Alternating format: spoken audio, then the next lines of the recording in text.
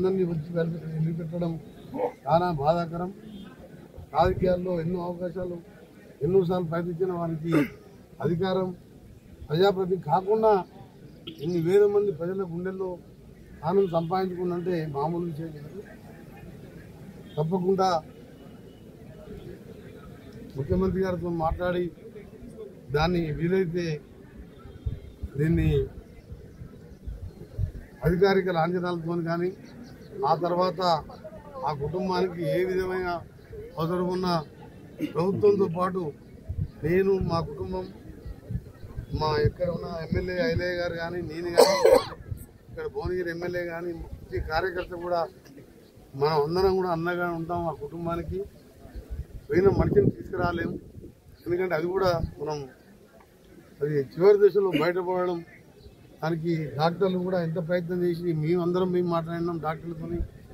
అవసరం ఉంటే ప్రభుత్వ పరంగా అమెరికా తీసుకెళ్తాను కూడా నేను యశాద్ హాస్పిటల్కి చెప్తే వాళ్ళు చెప్పాను అమెరికా తీసుకుపోయినా ఇదే ట్రీట్మెంట్ ఉంటుంది, ఇదే మందులు వాడతారు, ఇదే మిషనరీ వచ్చింటారు అని చెప్పి వారు చెప్పడం జరిగింది.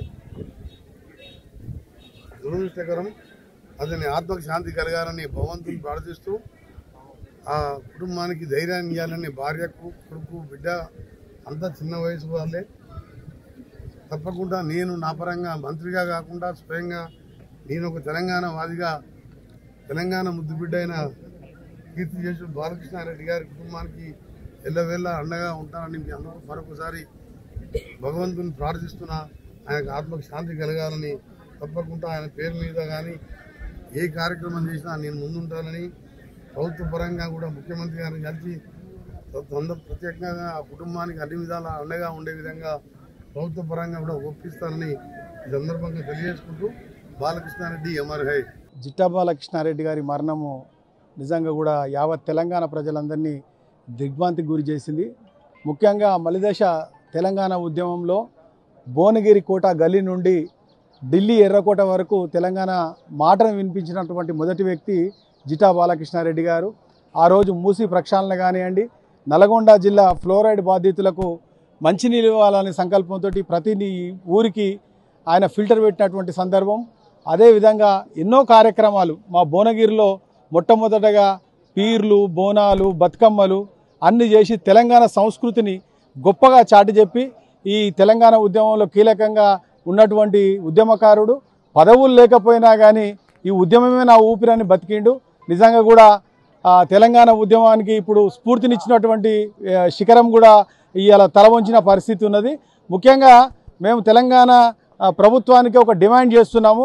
తెలంగాణ కోసం ప్రాణాలు అర్పించినటువంటి ఉద్యమకారుడు జిట్టా బాలకృష్ణారెడ్డి గారి యొక్క అంత్యక్రియలు అధికార లాంఛనాలతో చేయాలని ముఖ్యమంత్రి రేవంత్ రెడ్డి గారిని డిమాండ్ చేస్తున్నాము.